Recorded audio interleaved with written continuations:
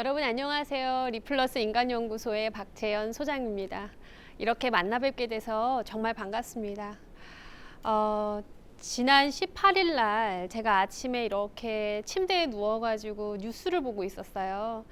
근데 서울에서 그 소낙눈이 왔던 아침이었었는데 어느 한 신문사의 기자분이 그 서울역 근처에 취재를 나가셨던 거예요. 근데 그분의 눈에 한 장면이 들어왔다고 합니다.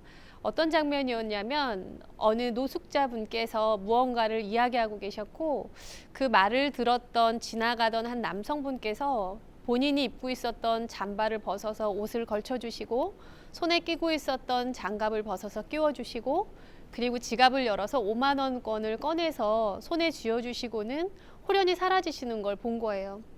그 모습을 보고 너무 인상적이어서 얼른 그 노숙자분께 달려가셔가지고 물어보셨답니다. 이게 어떻게 된 일이냐고. 그러자 노숙자분께서 그냥 커피 한 잔이 너무 추워서 커피 한 잔이 마시고 싶어서 그걸 부탁했을 뿐인데 저분께서 이렇게 해주셨다고 이야기를 하더래요. 저는 그 뉴스 기사를 보고 그리고 그 사진 기자분께서 그 컷마다 사진을 찍어서 같이 올려주신 사진을 보면서 그날 아침 제 하루도 정말 요즘에 추운데요. 춥지 않고 마음만은 너무너무 따스한 하루를 시작할 수 있었던 것 같아요. 여러분 지금 잠깐 동안 한번 생각을 해보실까요?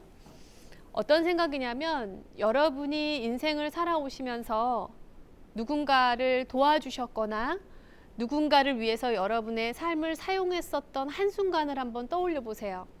그런데 그 서울역의 한 남성분처럼 무언가를 되돌려 받을 걸 기대하지 않은 채 그냥 그 사람을 위해서 정말 주고 싶어서 행했던 아주 작은 그런 행동 하나를 떠올려 보시기 바랍니다. 네, 누구나 하나 혹은 두 개, 어쩌면 그 이상 떠오르실 거예요. 가족이 될 수도 있고 그 서울역의 두 분처럼 서로 초면이신 경우에도 가능하실 겁니다. 이제 두 번째는 뭘 한번 떠올려 보시냐면 여러분이 누군가로부터 도움을 받았던 때를 한번 떠올려 보시는데 여러분을 도와주셨던 분이 어떤 실익을 기대하지 않고 정말 여러분을 아끼고 사랑하는 마음으로 도와주셨던, 그래서 여러분이 그 마음을 너무나 기쁘고 감사하게 받았던 때를 한번 떠올려 보십시오. 물론 그 대상은 아까처럼 가족일 수도 있고 처음 보시는 분일 수도 있습니다. 우리가 지금 떠올린 사람들은 내가 누군가에게 도움을 주었던 상황, 또 누군가로부터 도움을 받았던 상황, 이 두 가지 상황인데요. 아마 이 두 가지 상황 모두 하나 정도의 사례를 떠올리는 데는 큰 어려움이 없으실 거라는 생각이 들어요. 저는 이런 생각을 한번 해봤어요. 우리가 살면서, 인생을 살면서 어떻게 내 삶을 살아가고 싶은가. 저라면 아낌없이 주고 또 누군가로부터 그 사람이 나에게 어떤 계산이나 대가 없이 나를 위해 무언가를 주는 것을 받아가면서 살고 싶다. 우리가 그래서 서로 사랑하는 사람들끼리 결혼을 하고 또 어느 정도의 시간이 지나면 부모가 되기 위해서 아이를 갖고 또 아이를 출산하고 혹은 또 아이를 가슴으로 받아들여서 이 가족이라는 공동체를 이루고 살아가는 것이 아닐까. 그리고 가장 그 기대를 갖고 살아가는 공동체가 가족이 아닐까 하는 생각이 들어요. 그런데 여러분, 정말로 우리가 이렇게 아낌없이 주고 또 대가 없이 받으면서 살고 싶은 게 우리의 인생이라지만 정말 그렇게만 살 수 있나요? 그리고 그렇게만 살아가고 있나요? 저는 지난 14년 동안 사람들을 만나서 갈등을 중재하고 어떻게 말하고 또 어떻게 듣는지를 훈련하는 직업을 갖고 있어요. 사람을 상담하기도 하고 여러 명, 수십 명이 모여서 어떻게 말하고 대화해야 되는지를 훈련을 하고 이 과정을 겪다 보면 정말 많은 사람들을 만나게 되는 게 제 직업적인 특성이자 또 축복받은 일이라고 생각하지만 참 안타깝게도 우리가 인생을 살면서 정말 순수하게 주고받으면서 살아가고 싶은 우리의 바람, 그런 인생의 바람은 때로는 먼 이야기처럼 들릴 때가 많은 것 같습니다. 요즘 우리는 전 세계적으로는 팬데믹 상황이고 국가적으로는 외상일 수밖에 없는 누구나 예측하지 않았던 그리고 어쩌면 우리의 삶으로 예측되기를 원치도 않았던 코로나라는 시기를 지나가고 있죠. 벌써 이것이 1년이 지났고 여기에는 많은 수식어들이 붙기 시작했습니다. 코로나 블루, 이제는 불안해서 분노로 올라오고 있는 코로나 레드, 그리고 이제는 너무나 우울하고 정말 삶의 희망을 놓고 싶은 코로나 블랙이라는 용어까지 나오면서 우리가 인생을 어떻게 살아가고 있는가, 그리고 우리가 바래왔던 살아가고 싶은 삶의 방식과 얼마나 멀어져 가고 있는가. 그런데 저는 이런 이야기를 한번 해보고 싶어요. 이것이 정말 시대적인 상황 때문이라고만 말할 수 있을까? 우리는 과연 코로나 시대 전에는 모두가 행복했을까? 그렇지는 않거든요. 물리적으로 많은 시간을 함께하고 또 재택근무가 늘어나면서 가족들과 많은 이야기들을 나누게 되면서 더 많은 짜증이 나고 더 많은 화가 난 것뿐일까? 저는 그렇지 않다고 생각합니다. 우리가 서로가 정말 아름다운 마음으로만 살 수 없는 그 이유에는 상황이 아니라 이미 우리가 내면에서 형성해 왔었던 많은 경험들, 그리고 그 학습의 결과들, 그것이 이제 굳어져서 우리의 어떤 신념이 되었었던, 즉 내면에 상처받은 부분들끼리 더 많은 것들이 드러나기 때문이라는 생각이 들어요. 저만 해도 제가 이렇게 살아왔었던 제 삶의 이런 긴 여정들을 생각해 보면, 물론 앞으로도 있겠지만, 누군가가 저한테 정말 도와드리고 싶어서 도와드리고 싶은 거예요 라고 말을 했을 때도 제가 제 자신이 그거를 믿지 못하고 의심했던 날들이 굉장히 많았거든요. 그리고 제가 일을 하면서도 조직이라든가 그게 가족이라든가 아니면 개인 공동체에서 누군가가 도움을 줄 때 그 도움을 거절하거나 제대로 받지 못하시는 분들도 많이 봤거든요. 결국 건강한 관계라는 건 각자가 건강한 자신의 내면인 상태일 때만 가능하다는 생각들을 정말 많이 하게 됐습니다. 제 교육생 중에 한 분이었는데요.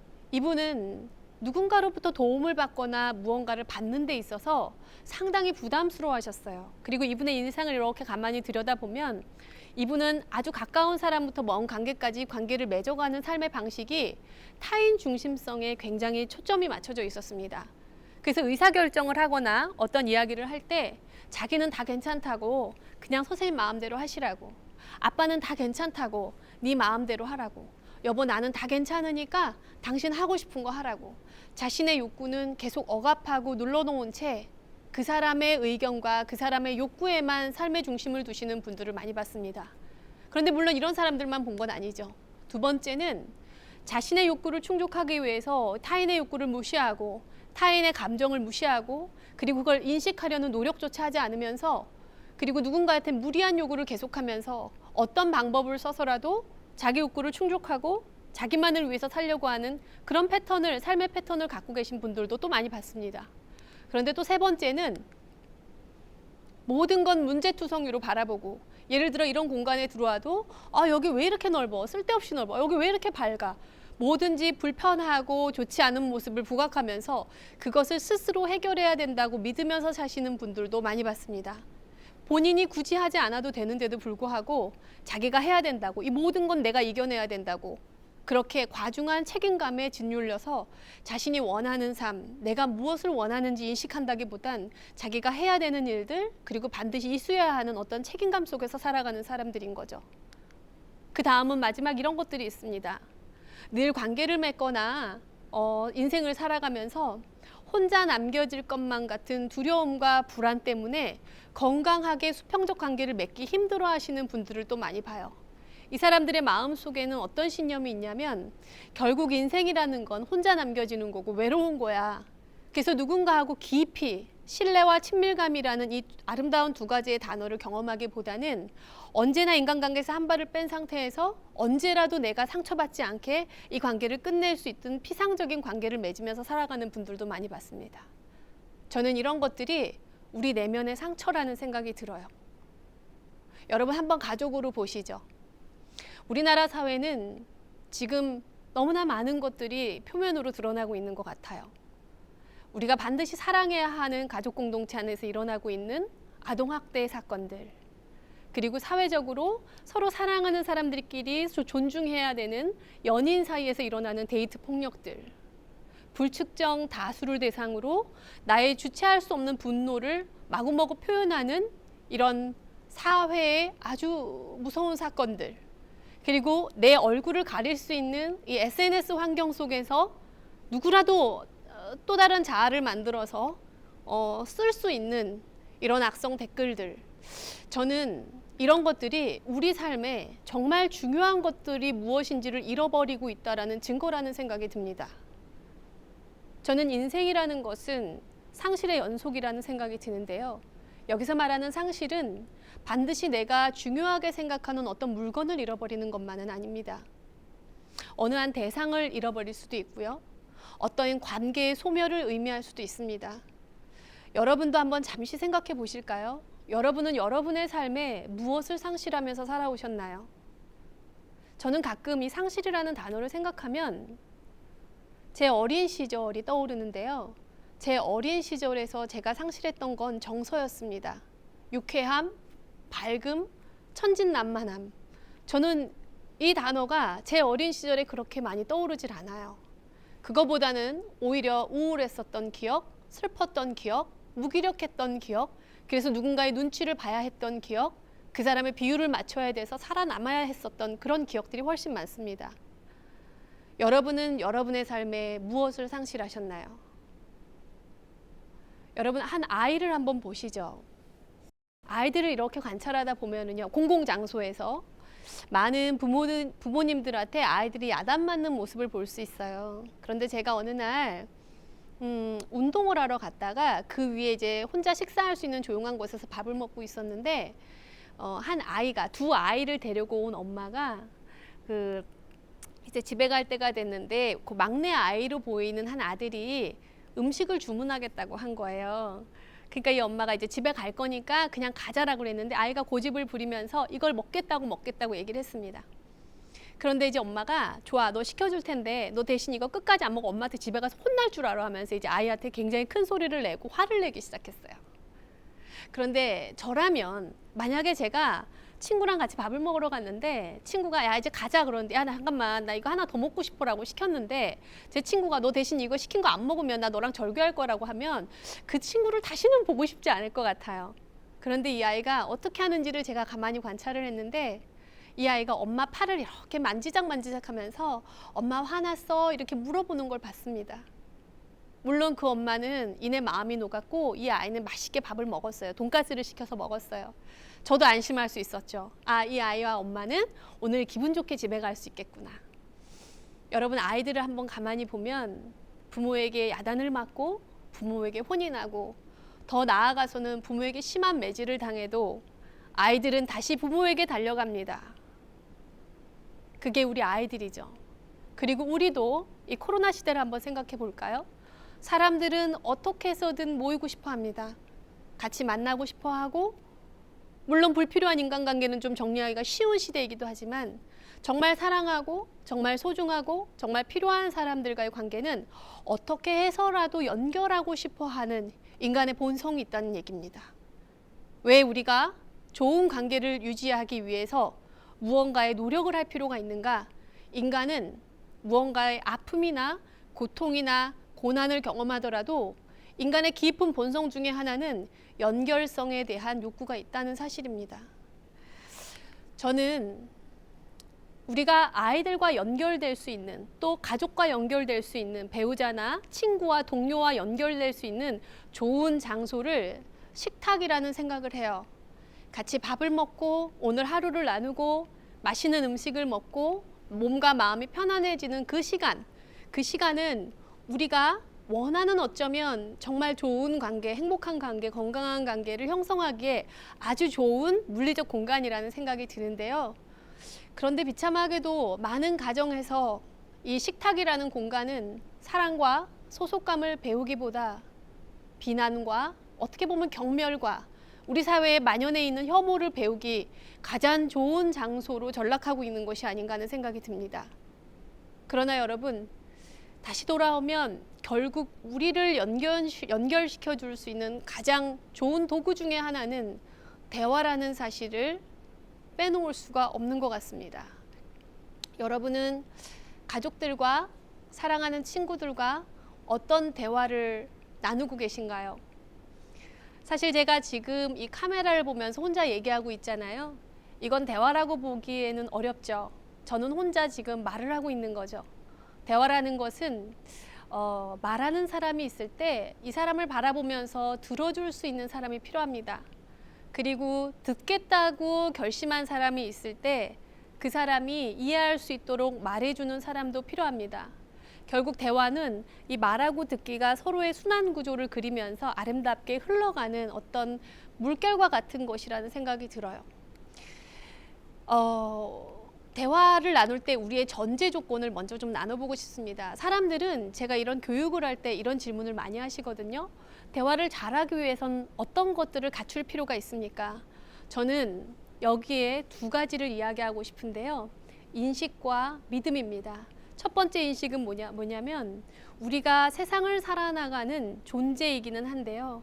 우리의 존재가 굉장히 유한적 존재라는 사실을 인식해야 된다는 거죠.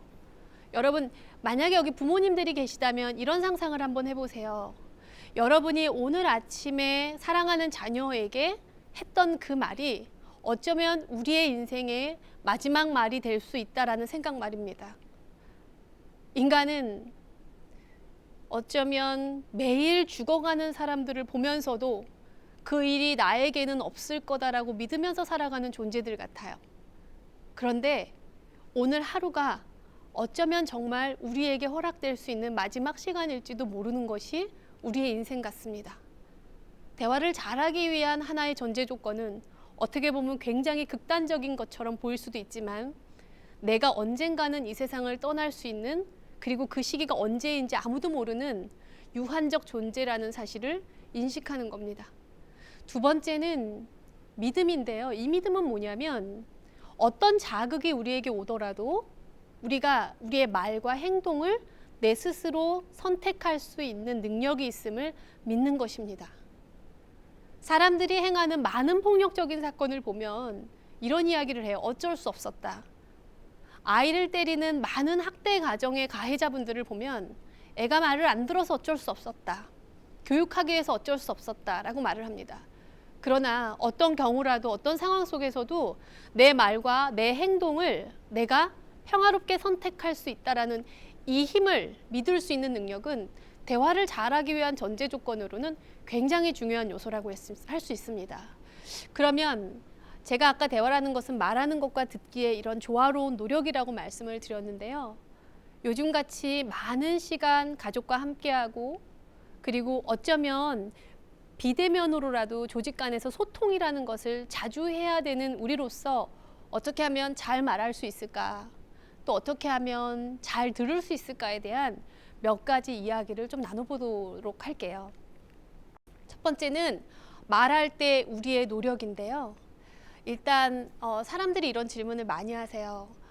선생님, 이 말하는 것과 듣는 것 중에 누가 더 책임이 큰가요? 이런 이야기들을 많이 하세요. 사실 저도 잘 모르겠어요. 이 두 가지가 모두 중요하기 때문에 잘은 모르겠어요. 그런데 말을 하는 사람이 정말 정확하게 그리고 건강하게 상대를 비난하지 않으면서도 자기가 원하는 말을 잘 할 수 있는 능력을 연습하게 되면 갈등은 분명히 줄어들거나 예방될 수 있는 확률은 커지는 것 같습니다. 첫 번째부터 한번 보자면, 여러분, 우리가 말을 할 때 우리의 태도 중에 하나는 내가 요청하거나 요구하는 그 부분에 있어서 저 사람이 언제든 거절할 수 있는 권리를 갖고 있다는 걸 우리가 인식하는 게 정말로 중요합니다. 이것이 언제 많이 무너지냐면 가족 간에, 그리고 조직 안에서는 힘의 불균형으로 무너질 때가 많습니다. 많은 팀장들은 내 팀 멤버들이 내 거절을 거역하면 안 된다라고 여전히 믿고 있고, 많은 부모들은 자식이 내 소유물이기 때문에 내 말을 무조건 따라야 된다라는 생각을 하고 대화를 하게 됩니다. 그런데 그렇지 않습니다. 우리가 훨씬 더 수평적인 관계에서 내가 하는 어떤 요청이나 요구에 대해서 저 사람이 다른 의견을 가질 수 있다는 것을 인정해주는 이 마음은 오히려 역설적이게도 그 사람으로부터 진정한 예스를 받아낼 수 있는 아주 중요한 핵심적인 태도입니다. 두 번째는 원하는 말을 하는 태도입니다. 여러분, 우리가 언제 원하는 말을 하지 못할까요? 네, 바로 화날 때예요. 화가 나면 우리의 사고는 우리가 뭘 원하는지에 머물러 있는 게 아니라 생각으로 올라가서 저 사람이 얼마나 나쁜 인간인지, 저 사람이 얼마나 문제가 많은지, 내가 어떻게 해서라도 저 사람을 바꿀 수만 있다면 그대로 해도 된다라는 당위적 사고에 갇히게 됩니다. 여러분 한번 생각해 보세요. 아이가 밥을 먹을 때 막 왔다 갔다 하고 있어요. 그럼 이제 엄마들은 제자리에 앉아서 먹는 것이 옳다라고 생각하죠. 그런데 아이가 막 뛰어다니고 있을 때 엄마가 원하는 말은 식사 시간에는 식사 자리에 앉아서 먹어줬으면 좋겠어. 이게 원하는 말인데 너 한 번만 더 뛰어다니면 엄마한테 맞을 줄 알아? 이런 말이 나가게 됩니다. 우리가 회의를 하고 있었는데요. 내가 원하는 건 저 팀장만큼 나도 잘 알고 있기 때문에 나도 발언의 기회를 좀 갖는 거였습니다. 그런데 그 사람이 말하는 것을 보면서 우리는 이렇게 얘기를 합니다. 혹은 이렇게 생각합니다. 지 혼자 알고 있는 것처럼 떠들고 있어. 우리가 원하는 것은 그 사람을 비난하거나 그 사람의 문제점을 지적하는 게 아니라 지금 내가 원하는 것에 집중하는 능력이죠. 화가 나는 순간 우리는 내가 원하는 게 무엇인지에 집중할 수 있는 능력을 잃어버리도록 훈련받아왔는지도 모르겠습니다. 어려서부터 생각을 해보면 너무나 많은 경우에 내가 얼마나 문제가 많은 인간인지, 문제가 많은 아이였는지 우리는 너무나 많은 비난과 비교와 경쟁 속에서 자라왔죠. 저 역시도 어린 시절 이렇게 생각해보면 너네 왜 그렇게 말이 없어? 너 왜 이렇게 소극적이야? 이런 말 많이 들었어요. 저는 아이들을 그 친구들한테 쪽지를 이렇게 써서 옆 친구인데도 불구하고 그냥 말하면 되는데 제가 이렇게 쪽지를 써서 친구들한테 이렇게 쪽지를 건네주는 습관이 있었거든요. 제가 그때 들었던 말, 쓸데없이 끄적거린다라는 말을 많이 들었거든요. 그런데 저는 작가가 됐습니다. 우리가 누군가로부터 들어왔었던, 아주 어릴 때부터 들어왔었던, 그래서 어쩌면 그것으로 나라는 한 정체성을 평가할 만큼 절대적이었던 보호자나 어른들의 말을 한번 생각해 보십시오. 만약에 여러분이 지금 나는 이상하게 뭔가 움츠러들고 뭔가 이상하게 우울하고 뭔가 이상하게 불안하고 이런 마음이, 이런 정서가 나한테 아주 주정서로 자리 잡아서 내가 생각해보면 특별히 부족할 것도 없는데 왜 이렇게 위축이 되고 마음이 늘 힘들까를 생각하시는 분들이 계시다면 저는 사실 장담할 수 있어요. 우리의 어린 시절에 우리가 나라는 한 사람을 막 형성해 갈 때 우리가 들어왔던 말들, 수많은 비교와 수많은 당연시와 그리고 사과받지 못했던 어른들의 합리화와 그리고 많은 부정적인 평가들의 결합이 나라는 한 사람의 본질, 에센스, 나라는 한 고유한 인격체가 얼마나 가치 있는지를 보지 못하게 하고 내가 때로는 얼마나 형편없는 인간인지에 집중하면서 살아오게 만들지는 않았는가. 제대로 말할 수 있다면 비로소 제대로 들을 수가 있습니다. 많은 어른들이 아이들을 바라보면서 원하는 말을 제대로 해줄 수 있을 때 대부분의 아이들은, 특히 그게 우리의 부모라면 아이들은 그걸 해주려고 하는 마음을 갖고 있습니다. 단지 우리가 이렇게 좋게 얘기할 때 저 사람이 움직이지 않을 거다라는 불신에 대한 믿음이 있기 때문에 어쩌면 우리는 원하는 말을 하려고 하는 노력을, 그리고 그런 의지를 잃어버리고 살아왔는지도 모르겠어요. 여러분, 말할 때 우리의 노력은 언제라도 원하는 것으로 돌아가는 겁니다.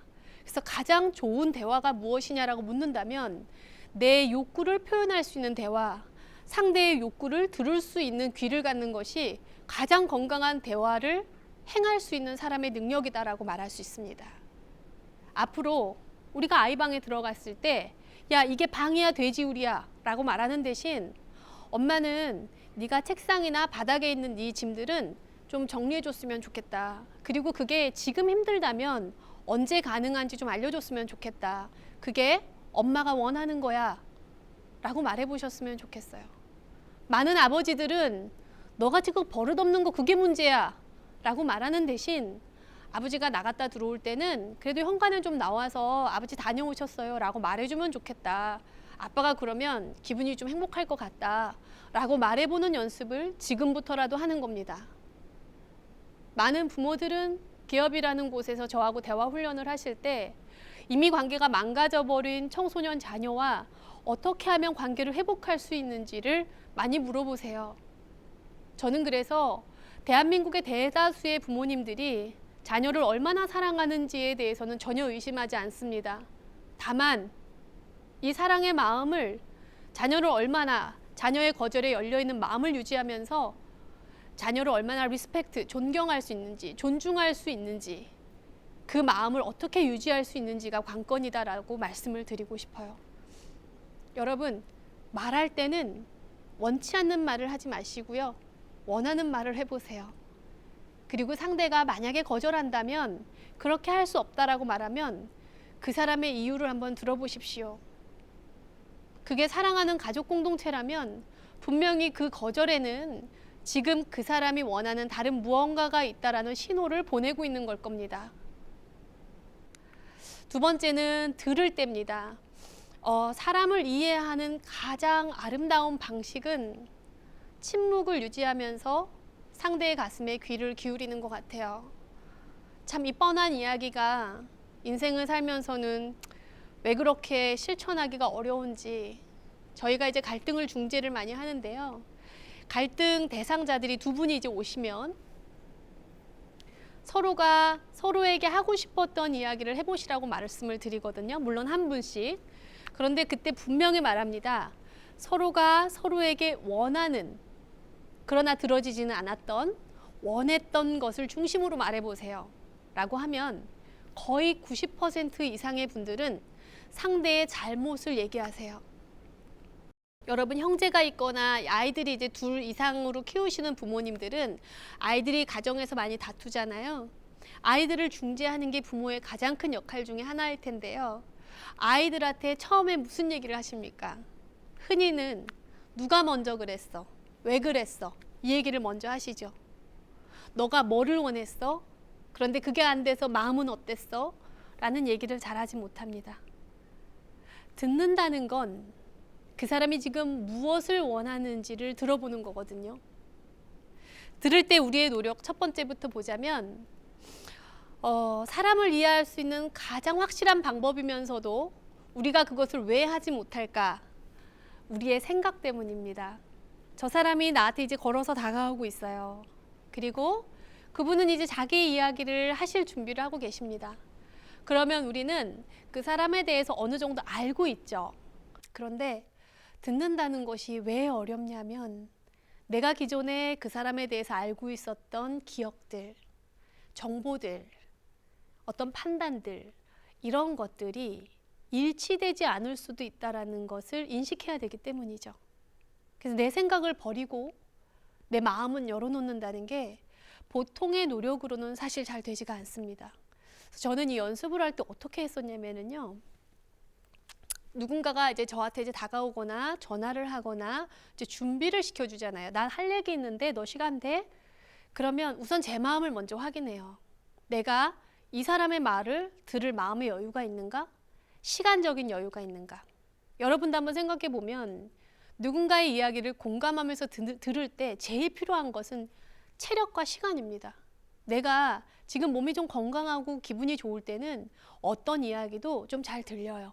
그런데 내 몸이 너무 노곤하고 너무 피곤하고 내가 오늘 오전에 너무 기분이 안 좋은 일이 있었다면 그날 저녁에 아주 작은 자극에도 나답지 않게 내가 원하지 않는 모습들이 쉽게 나온다는 걸 금세 발견하실 수 있을 거예요.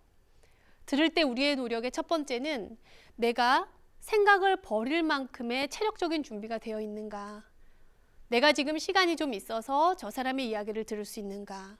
그런데 만약에 내가 너무 지쳐있고 그리고 나도 지금 시간이 없다면 차라리 시계를 보면서 빨리 얘기해 라고 하는 것보다는 상대의 그 귀한 이야기를, 어쩌면 상대에게는 굉장히 중요할지도 모를 그 이야기를 오늘은 내가 좀 시간이 없는데 우리 내일 얘기하는 건 어떨까? 그러면 내가 잘 들을 수 있을 것 같아 라고 자기가 원하는 말을 명료하게 해주는 것이 상대에게도 더 큰 도움이 될 수 있습니다. 자, 그러면 생각은 버리고 마음을 연다는 것은 구체적으로 어떤 걸까요? 제 손을 여러분 보시면 제가 이 손을 제 이마에 잠깐 대겠습니다. 우리는 왜 듣기에 실패할까? 상대가 어떤 자신의 이야기를 나에게 와서 말할 때 우리는 그것을 쉽게 판단합니다. 저 정도 일은 고민할 얘기가 아닌데? 저건 이렇게 해결하면 되는데? 라는 어떤 판단을 하죠. 두 번째는 누군가 이야기를 들으면서도 동시에 비난을 합니다. 쟤는 이런 걸로 고민하는 저런 바보 같은 태도가 문제야 하면서 비난을 합니다. 아니면 우리는 속으로 생각으로 강요를 할지도 몰라요. 이렇게 했어야 되는 거 아니야. 이렇게만 했으면 해결됐을 거 아니야. 아니면 비교도 합니다. 야, 네 일은 일도 아니야. 나는 얼마나 힘들었는 줄 알아? 자기 얘기를 떠올리게 되죠. 또 당연시도 합니다. 그 일은 당연히 이렇게 했었어야지. 당연히 너도 잘못을 했네. 뭐 이런 겁니다. 여러분, 이런 생각을 갖고 있게 되면 우리는 우리의 의식이 저 사람은 어떤 마음일까? 저 사람은 뭘 중요하게 생각할까에 머무는 게 아니라 이 손이 우리 몸에 딱 붙어서 한 치도 그 사람에게 갈 수 없는 상태가 되는 거죠. 만약에 여러분께서 생각해 보니까 내가 우리 애들 얘기 들을 때, 내 배우자 얘기 들을 때, 내가 사랑하는 내 소중한 친구들의 이야기를 들을 때 내가 그동안 계속 그 사람을 판단하고 비교하고 강요도 하고 그리고 내 이야기로 돌아와서 그리고 그 얘기를 끊고 싶기도 했구나 라는 생각에 붙어 있었구나 라는 인식이 든다면 이제 우리의 고민은 다음으로 나가게 됩니다. 이 손을 한번 딱 떼어보세요. 실제로 여러분이 지금 이 손을 머리에 한번 대보십시오. 그리고 내가 누군가 이야기를 들을 때 이 손이 계속 여기 붙어 있었다는 걸 한번 인식해 보세요. 만약에 그런 순간이 떠오르신다면 다음번에 그 대상이랑 이야기를 하실 때 실제로 여러분의 손을 한번 떼서 친한 사람이라면 그 사람의 어깨나 그 사람의 손이나 그 사람의 몸 어딘가라도 나의 손을 그 사람의 몸 어딘가에 한번 둬 보십시오. 여러분이 사랑하는 자녀라면 아이의 이야기를 들을 때 여러분 이 손을 아이의 어깨를 감싸든지 아니면 아이의 손을 잡든지 아니면 아이의 허리를 감싸주든지 여러분의 손을 물리적으로 그 사람의 몸에 갖다 대보십시오. 더 좋은 방법은 침대나 이런 데서 아이들이 이야기할 때 여러분의 손을 아이의 가슴에 대십시오. 가슴을 쓸어주거나 아이의 배를 쓸어주면서 내 의식을 나한테 두지 않고 이 아이의 욕구나 이 아이의 감정에 두겠다. 그 대상이 아이든 아니면 내 친구든 내 배우자든 내 부모님이든 상관없습니다. 가끔 가다가 이 대화라는 게 나는 뭐 조직에선 대화가 되는데 집에선 저는 이런 말을 믿지 않아요. 대화는 그게 누구든지 간에 되면 되는 거고 안 되면 안 되는 겁니다. 모르겠어요. 가정에서는 내가 다 되는데 안 되는데 조직에서는 된다. 저는 사실 그런 부분은 그건 당신이 정치적인 대처 기술을 많이 개발한 것일 뿐 진정으로 그 사람에게 공감으로 귀를 기울이고 내 내면의 목소리에 집중하는 능력과는 전혀 상관없는 얘기다라고 말씀드리고 싶습니다. 자, 다시 돌아오면 들을 때 상대의 가슴이나 신체 어디든 가까운 사람이라면 그 사람의 몸에 손을 대고 내가 지금부터는 그 사람, 이 사람, 내 마주보고 있는 이 사람의 감정, 이 사람이 느끼고 있는 정서, 그리고 이 사람이 지금 뭘 필요로 하는지, 이 사람의 고통이 무엇을 호소하고 있는지 내가 거기에 내 의식을 두겠다라는 의지적인 노력을 갖고 한번 들어보는 겁니다. 그럼 아이들이 이야기를 합니다. 엄마, 나 진짜 학교 가기 싫어. 나 선생님 너무 싫어. 선생님이 왜 싫어? 이런 말 대신 아이의 몸에 손을 댔다면 내 판단 대신 선생님이 싫어? 서운한 게 혹시 있었어? 학교 갔을 때 좀 힘든 일이 있었어? 아니면 너가 좀 존중받고 싶었어? 왜? 선생님이 왜 그러시는지 너가 좀 이해하고 싶었는데 그게 안 돼서 그래? 이 아이가 원하는 거. 만약에 배우자가 회사 생활 회사 또 구조조정 한다는데 큰일 났네 이렇게 하면 당신 하는 게 그렇지 이런 말이 아니라 당신이 걱정되겠네. 그리고 나도 걱정되지만 당신은 당사자로서 얼마나 걱정되고 불안하겠어. 방법이 좀 있으면 좋을 텐데 그 방법이 지금 없는 것 같으니까 우리 모두 답답하다 그치? 라고 말할 수 있는 겁니다. 내가 집에 갔는데 우리 친정어머니께서 뭔가를 막 맨날 했던 얘기를 또 하시는 거예요. 했던 얘기 또 하고 또 하는 그 부모님들의 이야기를 듣는 게 많은 분들이 고통스럽다고 이야기를 하세요. 엄마 그 얘기 좀 그만해. 도대체 몇 번을 하는 거야. 엄마랑 사느라 아빠는 얼마나 힘들었겠어. 이런 말 대신 엄마 몸에 손을 대고 엄마 이런 얘기를 나를 볼 때마다 엄마 여러 번 하니까 엄마도 얼마나 괴로우면 그러겠어 라고 단 한 번이라도 내가 소중하게 생각하는 그 대상의 가슴에 귀를 기울여보는 연습을 한번 해보는 겁니다.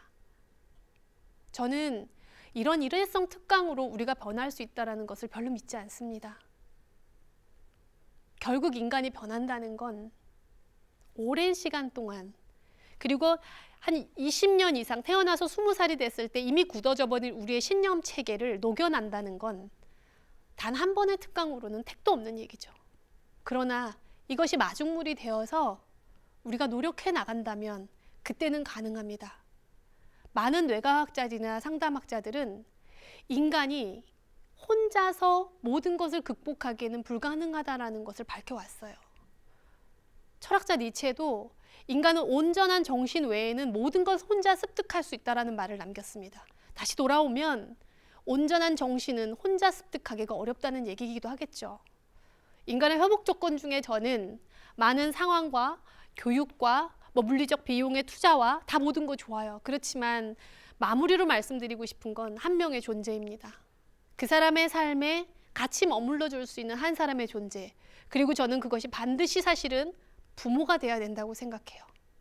아이들의 삶에 우리가 물려줄 수 있는 가장 큰 유산은 나도 감당할 수 없는 수준으로 변하고 있는 이 빠르게 돌아가는 이 시대를 살아가는 우리가 해줄 수 있는 것은 어떤 것보다도 우리의 대화 유산입니다. 그 아이의 말에 귀를 기울여주고, 그리고 내가 원하는 말을 명확하게 할 수 있고, 아이의 거절을 버르장머리 없는 행동으로 판단하는 것이 아니라 이 아이가 자신의 욕구를 표현하고 있다는 것을 인식해주면서 관계를 맺을 수 있는 능력. 그렇다면 우리 아이들은 건강한 어른으로 성장할 것이고요. 상처받은 어른들이 만났을 때, 그리고 그게 내가 사랑하는 사람일 때는 이 사람이 말하고 있는 것들, 그리고 이 사람이 행동하는 것들을 판단하기보다 이 사람 옆에 같은 속도로 머물러 줄 수 있는 그런 사람이 되어주는 것. 그래서 그 자리에 같이 있어줄 수 있는 사람이 되는 것이 우리가 어쩌면 회복할 수 있는 가장 큰 조건 중에 하나라는 생각이 듭니다. 잘 들어주셔서 감사하고요. 여러분이 이 시기를 혼자서가 아니라 사랑하는 한두 사람과 함께 이겨내실 수 있기를 진심으로 바랍니다. 잘 들어주셔서 감사합니다.